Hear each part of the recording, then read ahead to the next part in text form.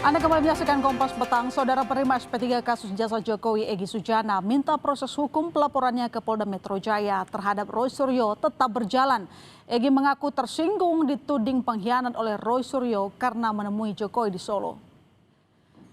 Ditemui di Barreskrim Polri Rabu siang, Egy Sujana menyinggung kembali soal laporannya ke Polda Metro Jaya terkait dugaan fitnah dan pencemaran nama baik oleh Roy Suryo.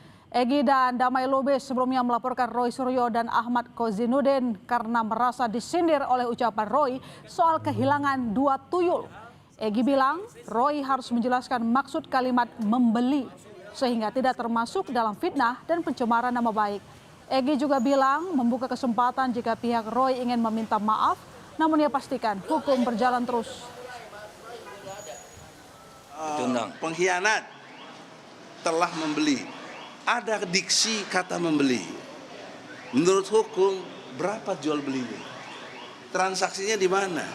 Berapa besar saya dibeli? Nah, kalau dia tidak menjelaskan dengan jelas, maka itu namanya fitnah dan pencemaran nama baik. Harus rela dong diadili.